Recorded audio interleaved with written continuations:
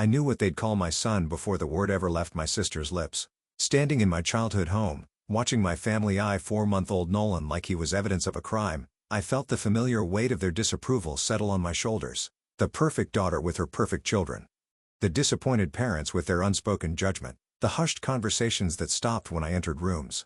I'd spent a lifetime trying to earn their approval, but as Harriet's voice sliced through the dinner table silence, little mistake, something shifted inside me.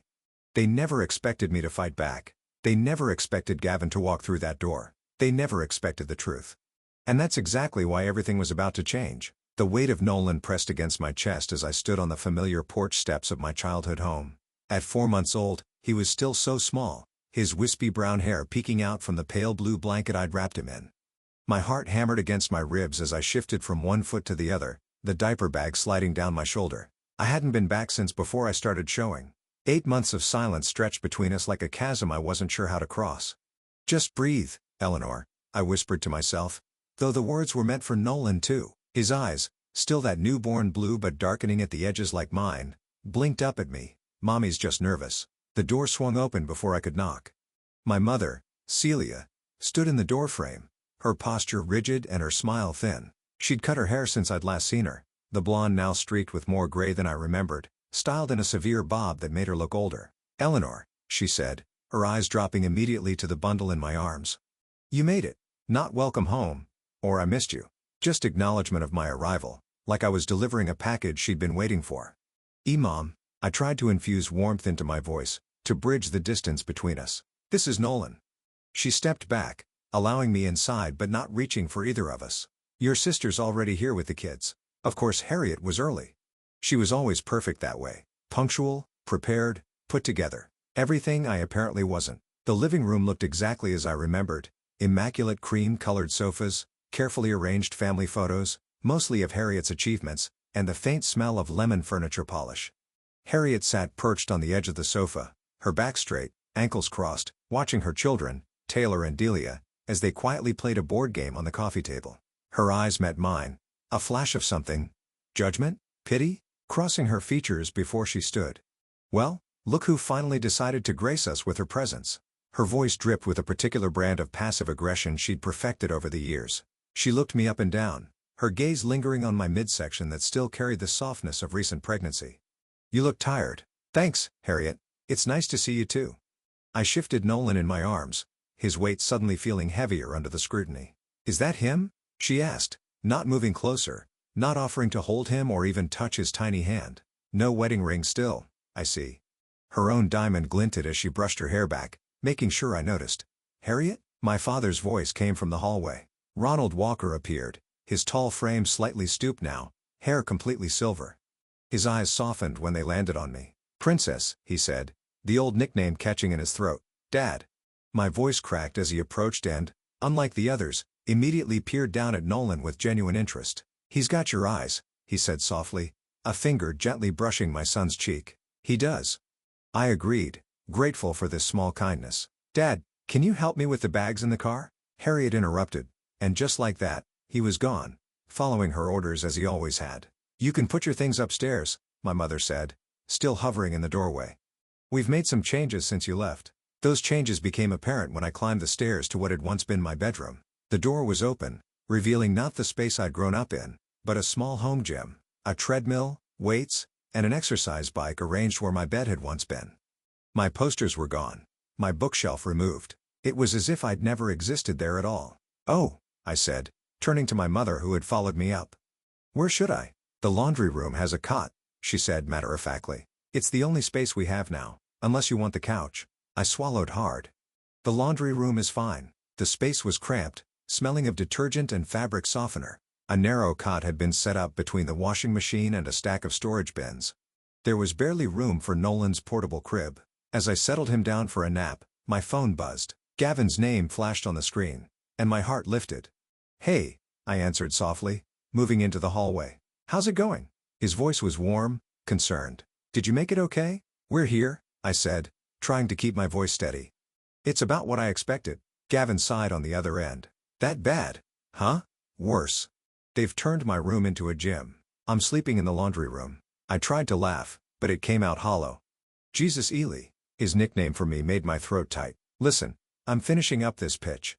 2 more days, that's all. Then we'll handle this together, okay? Just like we talked about. I closed my eyes, remembering our conversation before I left. How we decided it was time to tell my family the truth. That we'd reconciled during my pregnancy. That we were married now. That Nolan wasn't the mistake. They all assumed he was. I know. It's just harder being here than I thought it would be. You're the strongest person I know, Ely. And remember, they don't know the whole story.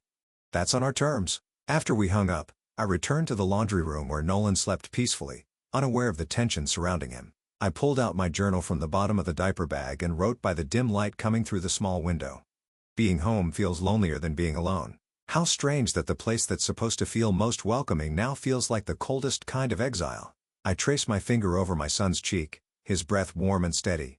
"We'll be okay," I whispered, more to convince myself than anything else. Dinner was an exercise in restraint. My mother had prepared pot roast, my sister's favorite.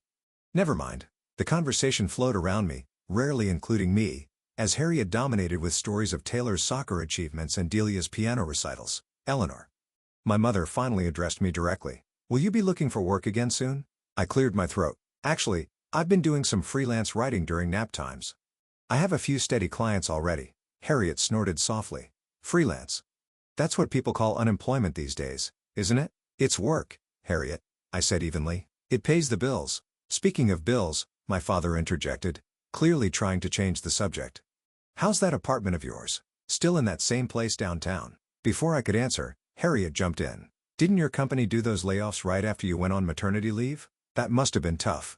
The way she said it, with that thin veneer of concern barely masking her satisfaction, made my stomach clench. Everyone at the table looked at me with what felt like pity, and I had to fight back tears. "It was unexpected," I admitted. "But things have worked out, have they?" my mother asked, one eyebrow raised skeptically as she glanced at Nolan, sleeping in his carrier beside me. I didn't answer. What could I say that wouldn't reveal everything before Gavin arrived? We'd planned to tell them together. About our reconciliation, our small wedding at the courthouse just weeks before Nolan was born, the new job Gavin had taken that allowed us to be more financially stable than I'd ever been. But sitting there, under their collective judgment, I felt myself shrinking back into the Eleanor they expected me to be. The failure. The disappointment. The one who could never measure up to perfect Harriet.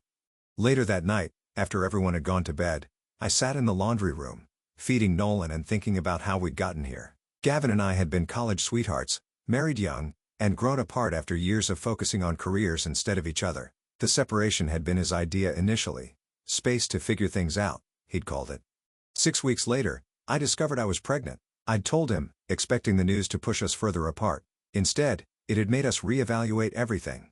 The pregnancy had been unexpected, but not unwanted, never a mistake. But my family didn't know any of this. They only saw what they wanted to see. Eleanor, alone and pregnant, another bad decision in a lifetime of them. "Just 2 more days," I whispered to Nolan as he drifted off to sleep. "Then they'll know the truth." Morning arrived with the harsh buzz of the washing machine starting its cycle beside my head. I jolted awake, momentarily disoriented by the unfamiliar surroundings until Nolan's soft coos brought me back to reality. My mother stood over the washing machine, deliberately not looking at us as she measured detergent. "Breakfast is ready," she said flatly before walking out. I changed and fed Nolan before making my way to the kitchen. The scene that greeted me was so perfectly orchestrated it could have been a magazine spread. Harriet at the stove flipping pancakes, her children setting the table, my father reading the newspaper, and my mother arranging fruit on a platter. "Look who finally joined us," Harriet announced as I entered. "It's almost 9, Eleanor. Some of us have been up for hours." I bit back a retort about being up half the night with a teething baby. Instead, I settled Nolan in the bouncer I'd brought and took a seat at the table. "Coffee," my father offered, sliding a mug toward me. "Thanks, Dad." Harriet placed a stack of pancakes in the center of the table, then took her seat across from me. "So, Eleanor," she began, her voice carrying that false brightness that always preceded something cutting. "How exactly are you managing on your own? I mean financially. With the baby and all."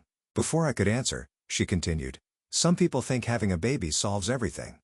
Like it's some kind of band-aid for a broken life." The table fell silent. I stared at my sister. Her perfect makeup, her expensive highlights, her smug expression. "My life isn't broken, Harriet," I said quietly. She laughed, the sound sharp and brittle. "Right. Single, unemployed, living in that tiny apartment. Totally the dream." Not everyone measures success the same way. I managed, clearly, she replied, then turned to our mother. Oh, I forgot to mention, Aunt Laura called yesterday. She and Uncle Mark are in town and want to stop by tonight. I told them it would be fine. Of course, my mother agreed. We could do a proper family dinner. I felt my stomach knot. More family meant more scrutiny, more judgment. After breakfast, I escaped to the backyard with Nolan, needing air that wasn't thick with tension. I heard the sliding door open behind me and tensed, expecting Harriet or my mother. Instead, Delia's small voice called out, "Aunt Eleanor? Can I see the baby?" I turned, smiling at my 10-year-old niece. "Of course, come here." Delia approached cautiously, her eyes wide as she peered at Nolan. Unlike her mother, her interest seemed genuine. "He's so little," she whispered. "Would you like to hold him?" She nodded eagerly, and I carefully placed Nolan in her arms, showing her how to support his head. She beamed down at him, and he gazed back, fascinated by this new face. "Mom says you're having a hard time," Delia said suddenly, her voice low.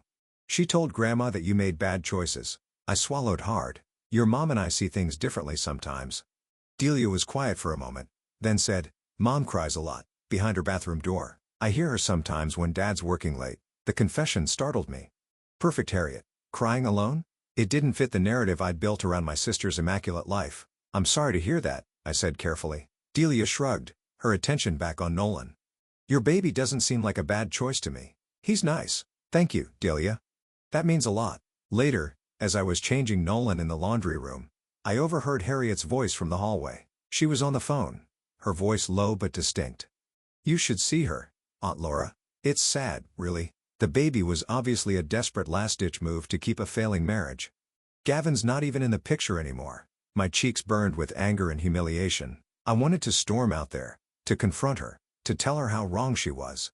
But Nolan chose that moment to grab my finger, his tiny grip surprisingly strong, and I focused on him instead. The memory of telling Harriet about my pregnancy surfaced unbidden. We'd been sitting in my apartment, tea growing cold between us.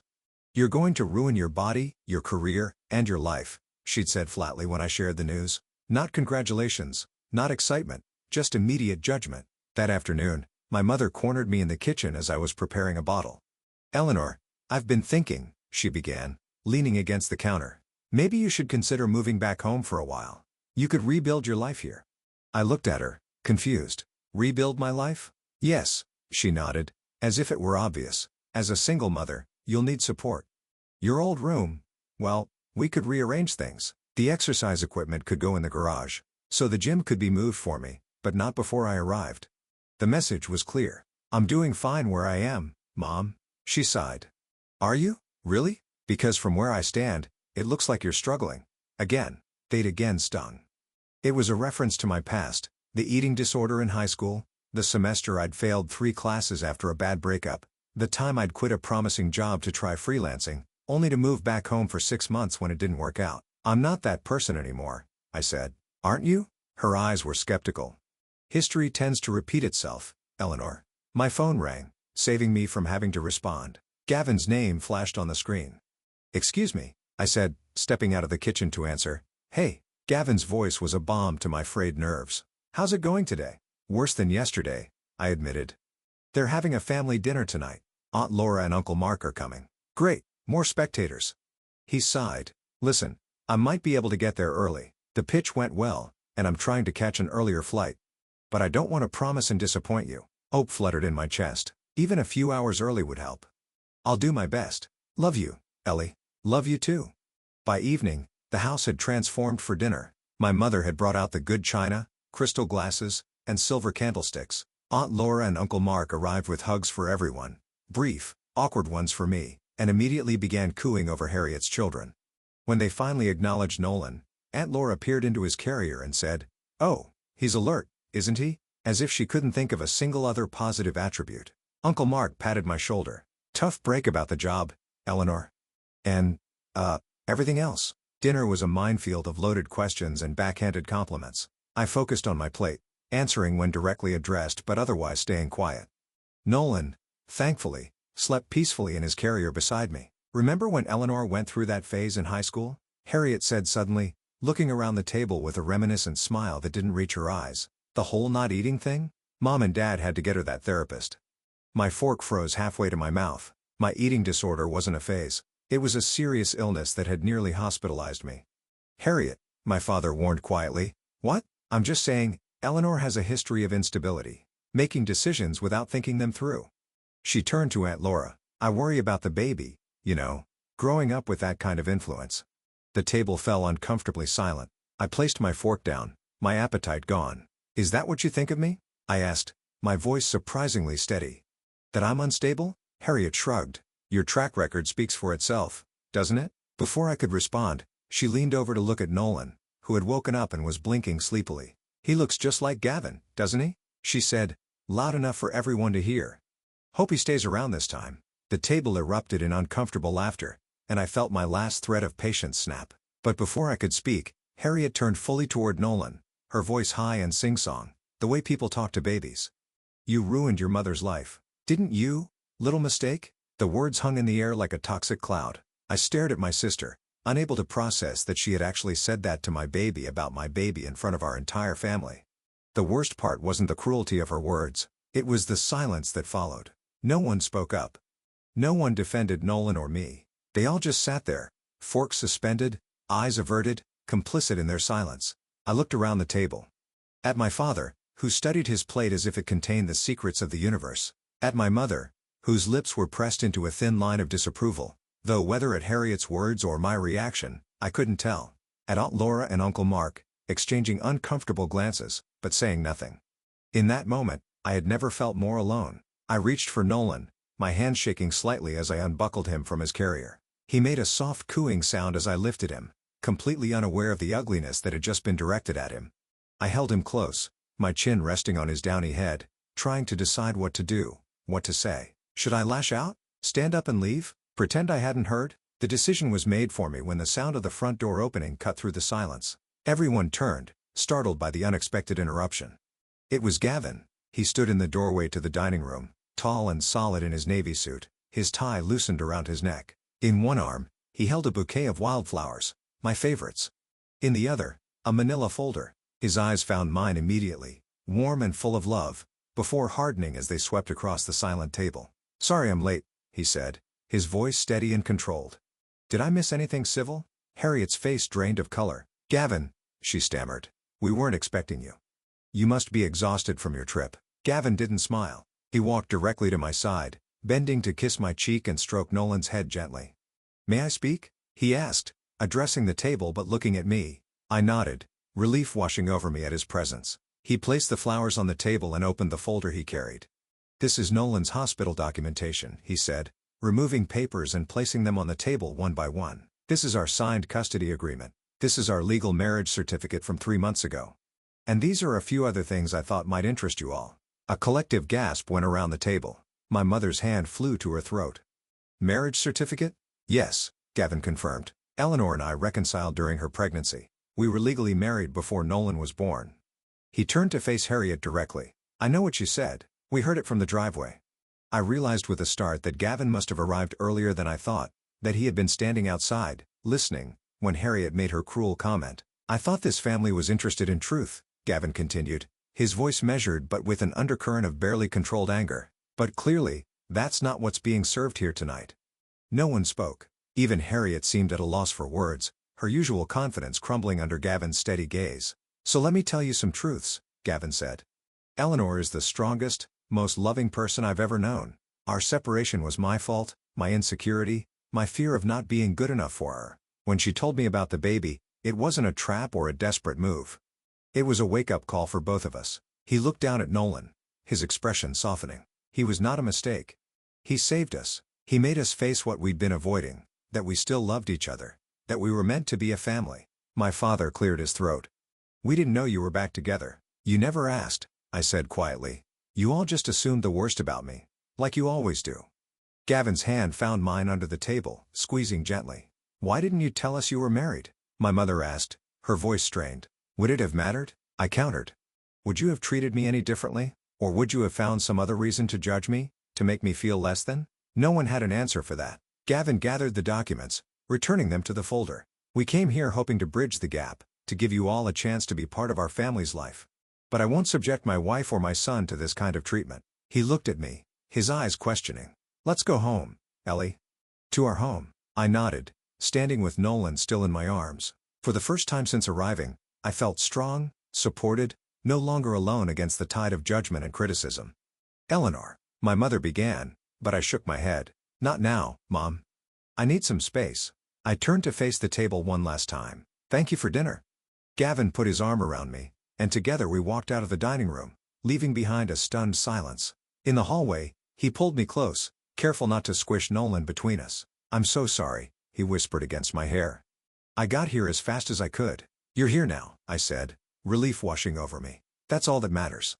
Let's pack your things, he suggested. We can stay at a hotel tonight and drive home in the morning. I nodded, suddenly eager to be away from this house and its suffocating atmosphere. As we climbed the stairs toward the laundry room, I felt lighter than I had in days. The truth was out now, for better or worse, and I was no longer facing this alone. My son wasn't a mistake. My marriage wasn't a failure. And for the first time in my life, I wasn't going to let my family's expectations define who I was or what I deserved. As we reached the top of the stairs, I paused, looking back down at the dining room doorway where my family remained, their voices now a low murmur of shock and confusion. You know what? I said to Gavin, a small smile forming. I think this is the beginning of something better. He squeezed my shoulder. I know it is. The laundry room felt different now. What had been a symbol of my family's dismissal had transformed into a transitional space, a cocoon I would soon leave behind. I moved methodically, folding Nolan's tiny clothes and packing them into the diaper bag while Gavin dismantled the portable crib. The washing machine hummed in the background, a steady counterpoint to the turmoil downstairs. Do you think they're talking about us? I asked, glancing toward the door. Gavin looked up from the crib. Definitely. But for once, they're the ones who don't know what to say. I smiled at that, feeling a strange sense of power in having disrupted the usual family dynamic. For years, I'd been the one scrambling to explain myself, to justify my choices. Now they were the ones left speechless. Almost done? Gavin asked, folding the last piece of the crib. Just about. A soft knock on the doorframe made us both turn. My father stood there, his tall frame somehow diminished, shoulders slightly stooped. He looked older than he had at dinner, the lines around his eyes more pronounced. Can I talk to you for a minute, Eleanor? He asked, his voice unusually hesitant. I glanced at Gavin, who nodded slightly. I'll take this stuff to the car, he said, gathering our bags and the folded crib. As he passed my father, he paused. We'll be leaving soon. Dad waited until Gavin's footsteps faded down the stairs before stepping into the small room. He looked around, taking in the cramped space, the washing machine, the narrow cot, as if seeing it through my eyes for the first time. I'm sorry, he said finally, still standing in the doorway. I should have said something. At dinner, when Harriet, he trailed off, unable to repeat her words. I just didn't know how. I continued packing Nolan's things, not looking up. You never do, Dad. He flinched as if I'd struck him. That's not fair, isn't it? I zipped the bag closed and turned to face him. My entire life. You've stood by while Mom and Harriet tore me down. You've never once taken my side. I love you, Princess, he said, using the childhood nickname that once made me feel special. Now it just felt hollow. Love isn't passive, Dad. It's not enough to love me quietly while letting others hurt me. Before he could respond, rapid footsteps approached, and Harriet appeared behind him, her face flushed with emotion, eyes bright with unshed tears. So that's it, she demanded, pushing past our father into the room. You drop your little bombshell and run away? Typical Eleanor. I held my ground, refusing to be intimidated. What did you expect, Harriet? That we'd stay and let you continue treating us like garbage? You think you're better than me now? Her voice rose, trembling slightly. Because you got Gavin back. Because you have your perfect little family. This isn't about being better than you. It never was. Bullshit. She spat the word, her composure cracking. It's always been a competition with you. And now you think you've won. I studied my sister's face, the perfect makeup beginning to smudge, the careful facade slipping to reveal something raw and painful underneath. For the first time, I saw past her armor of superiority to the insecurity beneath. I'm not competing with you, Harriet, I said quietly. I never was. That was all in your head. Easy for you to say. She laughed bitterly. You were always the special one. Sensitive Eleanor. Creative Eleanor. Dad's princess. You got to screw up over and over. And everyone just waited for you to find your way. I never had that luxury. Our father shifted uncomfortably in the doorway, but remained silent. What are you talking about? I asked. You're the golden child. The perfect daughter. The successful one. Perfect. Harriet's voice cracked. Do you have any idea how exhausting it is to be perfect all the time? To never make a mistake? To live up to everyone's expectations? Something in her expression made me pause. Delia's words from earlier echoed in my mind about Harriet crying behind locked doors. What's really going on, Harriet? She crossed her arms tightly across her chest, as if holding together. Nothing. Everything's fine. Clearly it's not. You wouldn't understand. Try me. For a moment, I thought she would storm out. Instead, to my shock, she sank down onto the cot, her shoulders slumping. My marriage is falling apart, she whispered. Alan's been having an affair with his assistant for over a year. Our father made a choked sound from the doorway, but neither of us looked at him. Harriet, I don't, she cut me off. I don't want your pity. She stared at her perfectly manicured hands. I've known for months, but I can't leave. What would people think? What would Mom and Dad think? The perfect daughter, the one who does everything right, getting divorced? So, instead you take it out on me? I asked, though without the heat I would have felt an hour ago. You've always had the freedom to mess up, she said, a tear finally escaping to trail down her cheek. To fall and get back up. I never did. That's not freedom, Harriet. That's just living. Well, I don't know how to do that. She looked up at me, her eyes suddenly vulnerable. I'm trapped in this life I built. This perfect image. I don't know who I am without it. I sat down beside her, leaving a careful space between us. Is that why you lashed out at Nolan? Because he represents something you wish you had? She nodded slightly, shame crossing her features. The courage to start over. To choose happiness over appearances. She wiped roughly at her tears. I'm sorry for what I said. About him being a mistake. That was cruel. Yes, it was. I agreed, not willing to let her off the hook completely. She hesitated. I've spent so much energy resenting you. For your freedom, your choices, even your mistakes. And then you show up with this baby and Gavin looking tired but genuinely happy. And I couldn't stand it. For a long moment, we sat in silence. I thought about all the years of competition, resentment, and misunderstanding between us. How we'd been pitted against each other since childhood. Harriet the achiever, me the dreamer. You can be free too, you know. I said finally, but you have to stop hurting other people first, especially yourself. She didn't respond, but something in her posture shifted. A loosening, perhaps, of the rigid control she always maintained. I should go, I said, standing up. Gavin and Nolan are waiting. Harriet nodded, still not looking at me. As I reached the door where my father still stood, she spoke again. Eleanor. Her voice was small. Do you think we'll ever, could we ever? I don't know, I answered honestly. That's up to you. I left her sitting there in the laundry room, my father following me down the hallway. Eleanor, please don't leave like this, he said as we reached the top of the stairs. I'm not leaving forever, Dad. Just for tonight. We need some space. At the bottom of the stairs, my mother waited, arms crossed tightly over her chest. Her face was pale, her lips pressed into a thin line. She looked fragile suddenly, uncertain in a way I'd never seen before. Eleanor, she called as I reached the bottom step. Wait.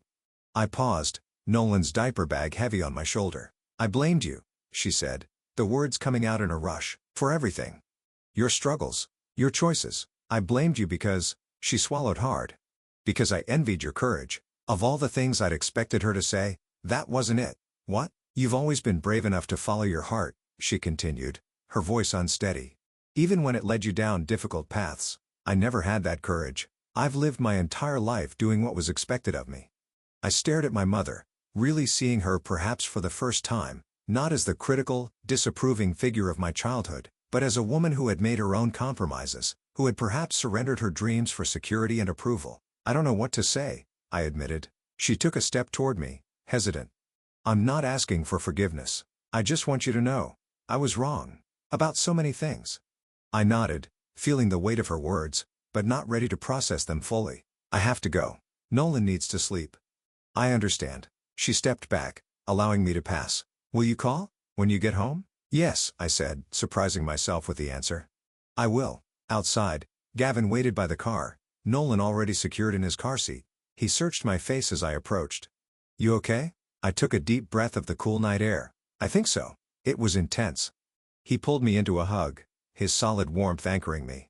Ready to go? Beyond ready. As we drove away, I watched my childhood home recede in the side mirror, the porch light casting a small pool of yellow in the darkness. Gavin held my hand across the console, his thumb tracing soothing circles on my skin. In the back seat, Nolan slept peacefully, unaware of the emotional storm that had swirled around him. I thought about the moment in the hospital after Nolan was born, when I'd held him for the first time, alone in the recovery room. Gavin had stepped out to call his parents. I'd looked into my son's tiny face and made him a promise. I will never let anyone make you feel like less. I'd whispered against his downy head. Not even family. Especially not family. Now, glancing back at his sleeping form, I smiled softly and added, I meant it. Home had never felt so welcoming. Our apartment wasn't large or fancy, but walking through the door with Gavin and Nolan felt like crossing a threshold into a sanctuary. The familiar scent of the lavender candle I always burned. The soft gray couch where Gavin and I had spent countless evenings talking through our future. The small nursery we'd painted together during my third trimester.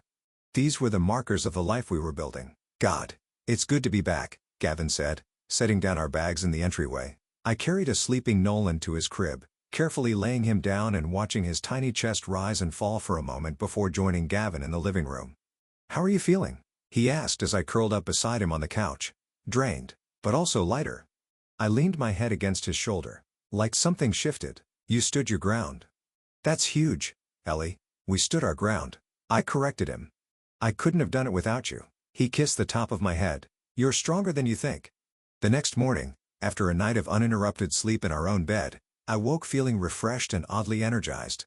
While Gavin showered, I opened my laptop and stared at the blank document on my screen. Words had always been my refuge, my way of processing the world. Now they poured out of me. Raw, honest, powerful. I wrote about the visit home, about Harriet's cruel words, about the pain of being judged and found wanting by the people who should love you most. I wrote about Nolan, about how he had brought clarity to my life rather than complication.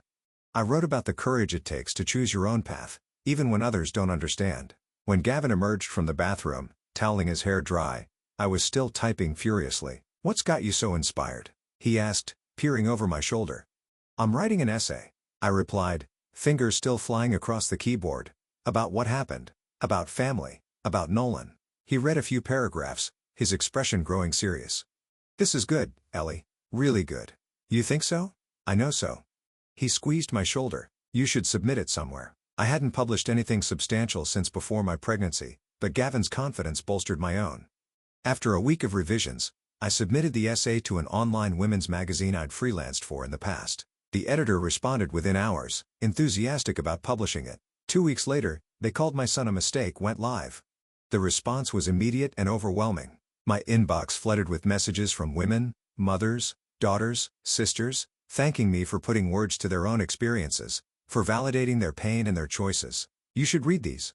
I told Gavin one evening, passing him my laptop open to an email from a woman who'd left her emotionally abusive family after reading my essay. Your words gave me permission to choose myself, Gavin read aloud, to stop trying to earn love that should be freely given. He looked up at me, eyes shining with pride.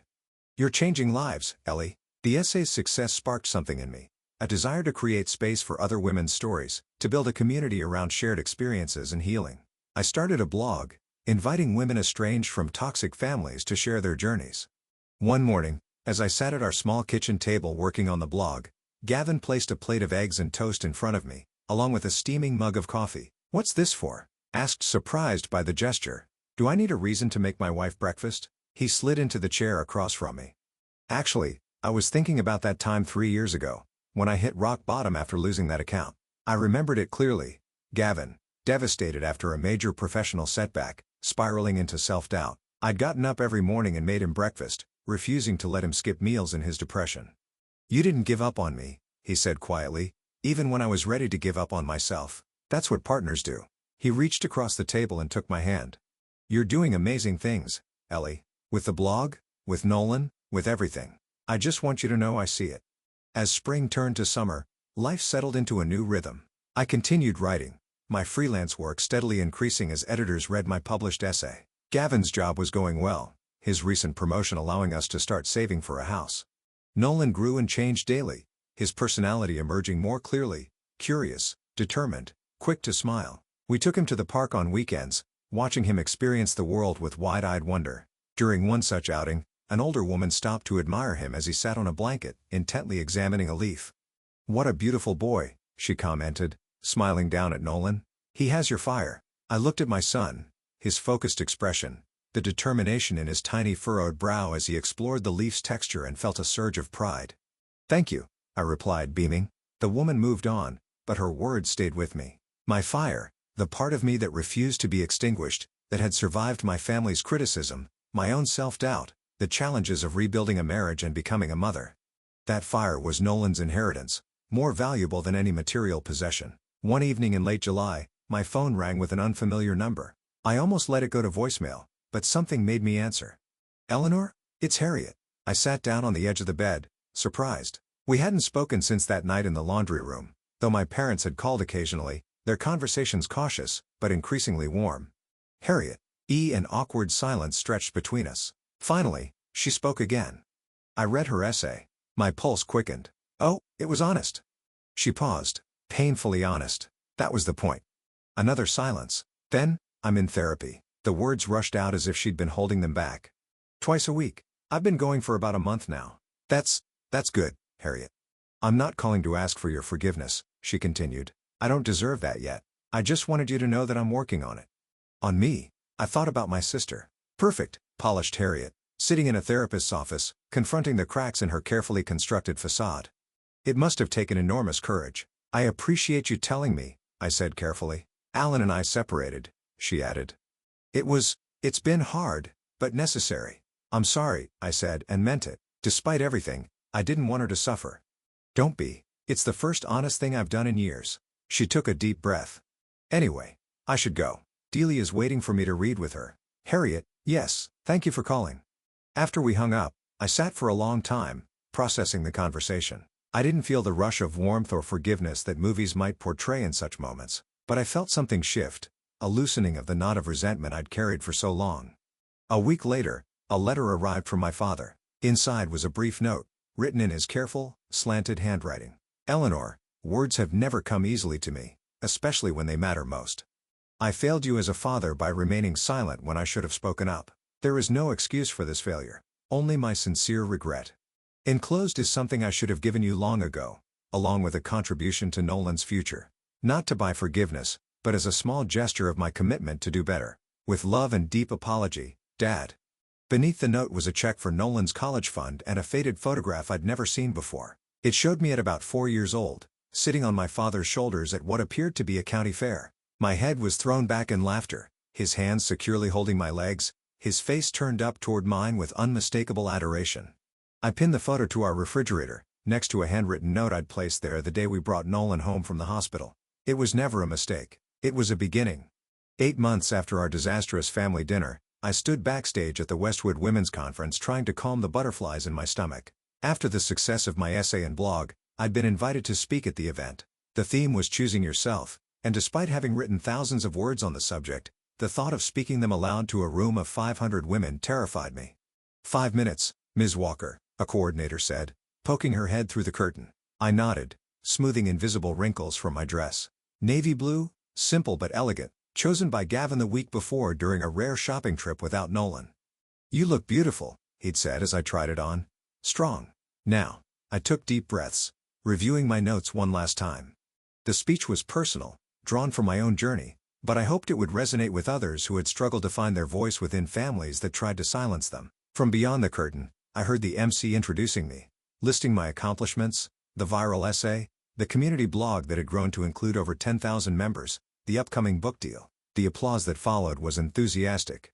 Just as I prepared to step onto the stage, a familiar sound cut through the noise, Nolan's giggle, bright and clear, from somewhere in the audience. The sound centered me, reminding me why I was here, what I was fighting for. Good evening, I began, stepping up to the podium. My name is Eleanor Walker, and a year ago, I would have been too afraid to stand before you today. As I spoke, the words flowing more easily than I'd expected, I scanned the audience. Gavin sat in the front row, Nolan on his lap, both of them watching me with identical expressions of pride. My son was almost a year old now, already trying to walk, his personality becoming more distinct each day, stubborn like Gavin, creative like me, and entirely his own person. We're taught from childhood to seek approval. I continued, to measure our worth by how well we meet others' expectations. But what happens when those expectations require us to betray ourselves, to silence our own needs and dreams? The audience was with me, nodding, some wiping away tears as I shared my story, not just the painful parts, but the healing too.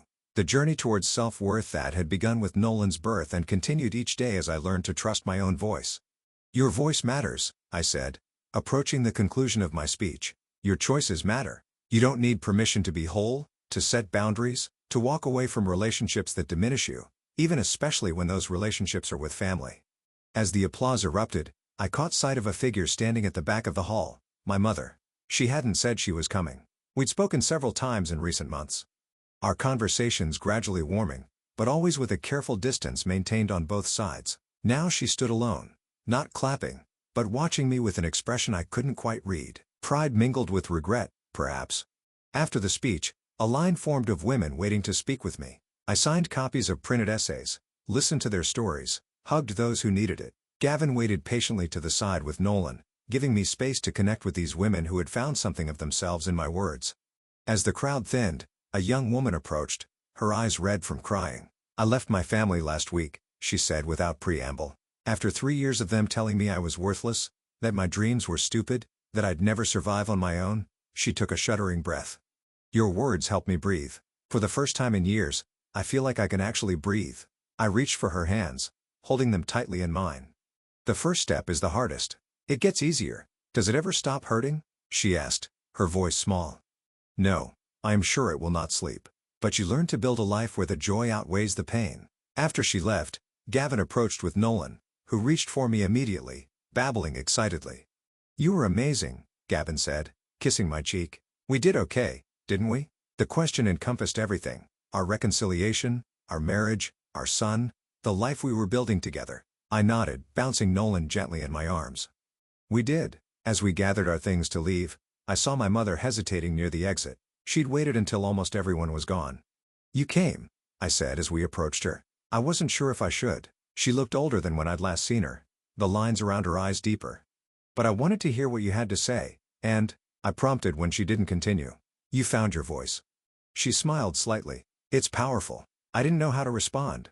We were still finding our way back to each other, if that was even possible. Some wounds don't heal completely, and that's okay. Some relationships transform rather than restore. Would you like to get coffee sometime? She asked. Just the two of us?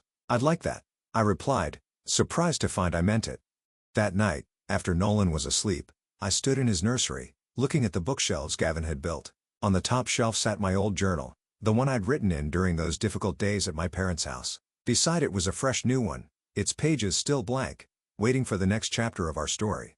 I thought about the journey of the past year, from isolation to community, from silence to speech, from shame to pride, from a woman who let others define her worth to one who stood on a stage and helped others find their own voice. Leaning over Nolan's crib, I watched him sleep, his little chest rising and falling peacefully.